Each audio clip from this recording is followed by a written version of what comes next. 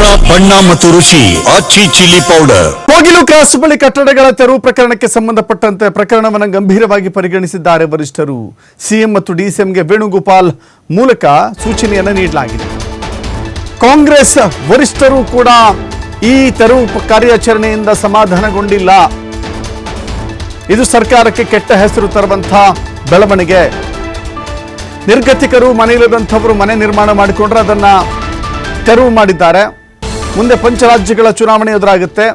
ಕೇರಳ, ತಮಿಳುನಾಡು, ಪುದುಚೇರಿ, ಅಸ್ಸಾಂ ಸೇರಿದಂತೆ ಪಶ್ಚಿಮ ಬಂಗಾಳದಲ್ಲಿ ಚುನಾವಣೆ ನಡೆಯುತ್ತೆ. ಅಲ್ಪಸಂಖ್ಯಾತ ಸಮುದಾಯಗಳ ಮೆಜಾರಿಟಿ ಇದೆ ಅಲ್ಲಿ. ಕೇರಳ ಸಿಎಂ ಟ್ವೀಟ್ ಕೂಡ ಮಾಡಿದ್ದಾರೆ ಪಿಣರಾಯಿ ವಿಜಯನ್.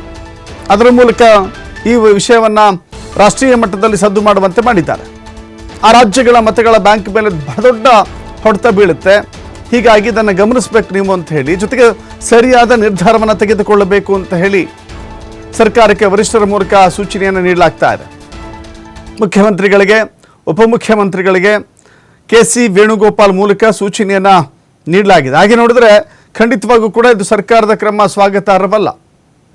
ಅನೇಕ ಕಡೆಗಳಲ್ಲಿ ಒತ್ತುವರಿ ಮಾಡಿಕೊಂಡಂಥವರು ಕೋಟಿ ಕೋಟಿ ಬೆಲೆ ಬಾಳುವಂಥ, ನೂರಾರು ಕೋಟಿ ಬೆಲೆ ಬಾಳುವಂಥ ಅಪಾರ್ಟ್ಮೆಂಟ್ಗಳನ್ನು ನಿರ್ಮಾಣ ಮಾಡಿಕೊಂಡಿದ್ದಾರೆ. ಕೆರೆಯನ್ನು ಒತ್ತುವರಿ ಮಾಡಿಕೊಂಡಿದ್ದಾರೆ, ರಾಜಕಾಲುವೆ ಒತ್ತುವರಿ ಮಾಡ್ಕೊಂಡಿದ್ದಾರೆ. ಉಳ್ಳವರು, ಪ್ರಭಾವಿಗಳು ಕೋರ್ಟ್ನ ನೆರವನ್ನು ಪಡೆದುಕೊಂಡು ಕೋರ್ಟಿನ ನೆರಳಲ್ಲಿ ಇವತ್ತಿಗೂ ಕೂಡ ತಮ್ಮ ಮುಗಿಲೆತ್ತರದ ಬಿಲ್ಡಿಂಗ್ಗಳನ್ನು ಹಾಗೆ ಉಳಿಸಿಕೊಂಡಿದ್ದಾರೆ. ಗಗನಚುಂಬಿ ಕಟ್ಟಡಗಳು ಹಾಗೆ ಉಳಿದಿದ್ದಾವೆ. ಆದರೆ ನಿರ್ಗತಿಕರು, ಬಡವರು, ಮನೆ ಇಲ್ಲದಂಥವರು, ಸೂರು ಇಲ್ಲದಂಥವರು ಕಟ್ಟಿಕೊಂಡ್ರೆ ಅದಕ್ಕೆ ಈ ರೀತಿಯ ದೊಡ್ಡ ಪ್ರಹಾರ. ಇದು ಗುಬ್ಬೆಯ ಮೇಲೆ ಬ್ರಹ್ಮಾಸ್ತ್ರ. ಇದು ನಿಜಕ್ಕೂ ಕೂಡ ಇಡೀ ಬೆಂಗಳೂರನ್ನ ಒತ್ತುವರಿ ತೆರವು ಮಾಡಲಿಕ್ಕೆ ನಿಂತ್ಕೊಂಡ್ರೆ, ಮುಖ ಮುಲಾಜು ನೋಡ್ದಂಗೆ ತೆರವು ಮಾಡಲಿಕ್ಕೆ ನಿಂತ್ಕೊಂಡ್ರೆ, ಪ್ರಭಾವಿಗಳನ್ನು ರಕ್ಷಣೆ ಮಾಡದೆ ಹೋದರೆ ಬೆಂಗಳೂರು ಈಗಲೂ ಕೂಡ ಸ್ವಚ್ಛ ಸುಂದರ ಬೆಂಗಳೂರು ಆಗ್ತಾ ಇತ್ತು. ಇಲ್ವಂತೆ. ಯಾರು ಅಶಕ್ತರಾಗಿದ್ದಾರೆ, ಯಾರು ಸರ್ಕಾರದ ವಿರುದ್ಧ ಹೋರಾಟ ಮಾಡುವಂಥ ಶಕ್ತಿಯನ್ನು ಕಳೆದುಕೊಂಡಿದ್ದಾರೆ, ಆ ಶಕ್ತಿಯನ್ನು ಗಳಿಸ್ಕೊಂಡಿಲ್ಲ, ಅಂಥವ್ರ ವಿರುದ್ಧ ಪ್ರಹಾರ ಮಾಡ್ತಾರೆ. ಆದರೆ ಪ್ರಭಾವಿಗಳ, ರಾಜಕಾರಣಿಗಳ, ಸಿನಿಮಾ ನಟರ ಅದೆಷ್ಟು ಬಿಲ್ಡಿಂಗ್ಗಳಿಲ್ಲ, ಅದೆಷ್ಟು ಬಿಲ್ಡಿಂಗ್ಗಳು ಹಾಗೆ ಉಳಿದುಕೊಂಡಿಲ್ಲ. BBMPಯ ಅಥವಾ GBA, BDA, ಆ JCBಗಳಿಗೆ ಆ ಬಿಲ್ಡಿಂಗ್ಗಳು ಕಾಣಿಸೋದೇ ಇಲ್ಲ. ಅಲ್ಲಿ ಘರ್ಜನೆ ಅಲ್ಲ, ಉಸಿರೆತ್ತಕ್ಕೂ ಕೂಡ ಭಯ.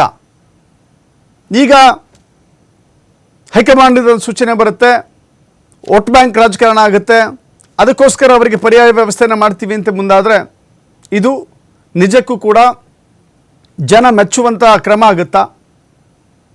ಪಂಚರಾಜ್ಯಗಳ ಚುನಾವಣೆ ಇದೆ ಅನ್ನುವ ಕಾರಣಕ್ಕಾಗಿಯೇ ನಾನು ಇದನ್ನು ಸರಿಪಡಿಸ್ತೀನಿ ಅಂತ ಹೇಳಿದ್ರೆ ಅಚಾತುರ್ಯ ನಡೆಯುವ ಮುನ್ನ ಗಮನ ಹರಿಸಬೇಕಾಗಿತ್ತು. ಇಂಥದ್ದೊಂದು ದೊಡ್ಡ ಅಚಾತುರ್ಯ ಅಲ್ಲ, ಇದು ದೊಡ್ಡ ಅವಮಾನ. ಇದು ಬಡವರಿಗೆ, ನಿರ್ಗತಿಕರಿಗೆ ಮಾಡಿದಂಥ ಬಹುದೊಡ್ಡ ಅವಮಾನ. ಇದನ್ನು ಯಾವ ರೀತಿ ಸರಿಪಡಿಸ್ತಾರೋ ನೋಡಬೇಕಾಗಿದೆ. ಮತ್ತಷ್ಟು ಮಾಹಿತಿ ನಮ್ಮ ಪ್ರತಿನಿಧಿ ಶಿವಕುಮಾರ್ ನೀಡ್ತಾರೆ. ಶಿವಕುಮಾರ್, ಈಗ ಮಾತು ಆಡಿದ್ರು ಹೋಯ್ತು, ಮುತ್ತು ಹೊಡೆದ್ರು ಹೋಯ್ತು ಅಂತ ಇಲ್ಲಿ ಮನೆಗಳ ಹೊಡೆದೋಗಿದ್ದಾವೆ, ಬದುಕು ಹೊಡೆದೋಗಿದೆ, ಬದುಕು ಮೂರಾ ಬಟ್ಟೆ ಆಗಿದೆ, ಬೀದಿಗೆ ಬಿದ್ದಿದೆ. ಈಗ ಪ್ಯಾಚಪ್ ಮಾಡ್ಕೋತೀನಿ ಅಂತ ಹೇಳಿದ್ರೆ ಸಾಧ್ಯನಾ? ಅದು ಹೇಗೆ?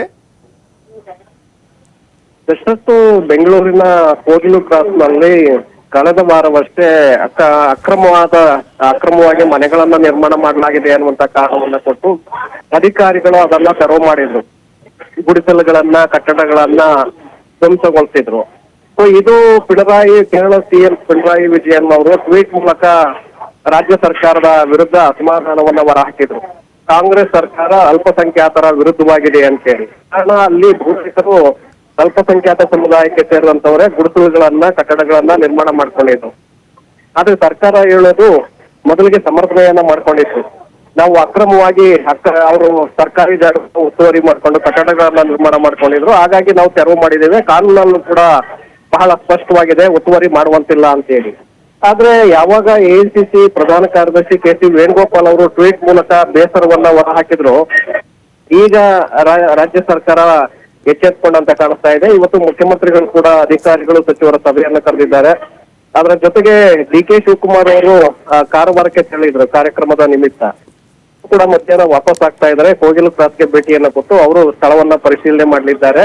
ನಾವು ಅಂತಿಮವಾಗಿ ಈ ವಿಚಾರದಲ್ಲಿ ಒಂದು ನಿರ್ಧಾರವನ್ನ ತೆಗೆದುಕೊಳ್ತೇವೆ. ಯಾರು ಫಲಾನುಭವಿಗಳಿದ್ದಾರೆ ಅವ್ರಿಗೆ ಬೇರೆ ಕಡೆ ನಾವು ವಸತಿ ವ್ಯವಸ್ಥೆಯನ್ನ ಮಾಡ್ಕೊಡ್ತೇವೆ ಅಂತೇಳಿ ಈಗ ಸರ್ಕಾರ ಕೂಡ ಸಮರ್ಥನೆಯನ್ನ ಮಾಡ್ಕೊಳ್ತಿದೆ. ಹಾಗಾಗಿ ಈಗ ಯಾಕೆಂದ್ರೆ ಇದು ಸರ್ಕಾರ ಮಾಡ್ಕೊಳ್ಳದೆ ಹೋದ್ರೆ ಮುಂದಿನ ದಿನಗಳಲ್ಲಿ ಮತ್ತಷ್ಟು ವಿವಾದಕ್ಕೆ ಎಡೆ ಮಾಡಿಕೊಡುವಂತ ಸಾಧ್ಯತೆಗಳಿದೆ. ಕೇರಳ, ಪುದುಚೇರಿ, ತಮಿಳುನಾಡು, ಪಶ್ಚಿಮ ಬಂಗಾಳ ಹಾಗೆ ಅಸ್ಸಾಂಗೆ ಏಪ್ರಿಲ್ ನಂತರದಲ್ಲಿ ವಿಧಾನಸಭಾ ಚುನಾವಣೆಗಳು ಎದುರಾಗ್ತಾ ಇದೆ. 5 ರಾಜ್ಯಗಳಲ್ಲೂ ಕೂಡ ಅಲ್ಪಸಂಖ್ಯಾತ ಸಮುದಾಯದ ಮತದಾರರು ಹೆಚ್ಚಿನ ಪ್ರಮಾಣದಲ್ಲಿದ್ದಾರೆ. ಈ ಒಂದು ಪಿಣರಾಯಿ ವಿಜಯನ್ ಅವರ ಟ್ವೀಟ್ ಅಲ್ಪಸಂಖ್ಯಾತರ ವಿರುದ್ಧವಾಗಿದೆ ಅನ್ನುವಂತ ಮೆಸೇಜು ಆ ಸಮುದಾಯಗಳಿಗೆ ಹೋಗಿದ್ದೆ ಆದ್ರೆ ಕಾಂಗ್ರೆಸ್ ಪಕ್ಷಕ್ಕೆ ಮುಂದಿನ ದಿನಗಳಲ್ಲಿ ಬಹಳ ದೊಡ್ಡ ಮಟ್ಟದ ಹೊಡೆತ ಬೀಳುತ್ತೆ.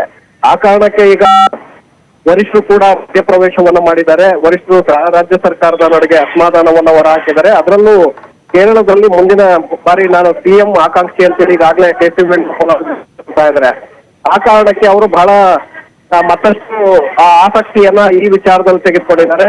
ಸಿಎಂ ಡಿಸಿಎಂ ಇಬ್ಬರಿಗೂ ಕೂಡ ಸೂಚನೆಯನ್ನ ಕೊಟ್ಟಿದ್ದಾರೆ. ಆದಷ್ಟು ಬೇಗ ಈ ವಿಚಾರದಲ್ಲಿ ಅಂತಿಮ ನಿರ್ಧಾರವನ್ನ ತೆಗೆದುಕೊಳ್ಬೇಕು, ಯಾರಿಗೂ ಅನ್ಯಾಯವಾಗದಂತೆ ನೋಡ್ಕೊಳ್ಬೇಕು ಅನ್ನೋ ಸೂಚನೆಯನ್ನ ಕೊಟ್ಟಿದ್ದಾರೆ. ಹಾಗಾಗಿ ಮುಖ್ಯಮಂತ್ರಿಗಳು ಸಭೆಯನ್ನ ಕರೆದಿದ್ದಾರೆ. ಸಭೆಯಲ್ಲಿ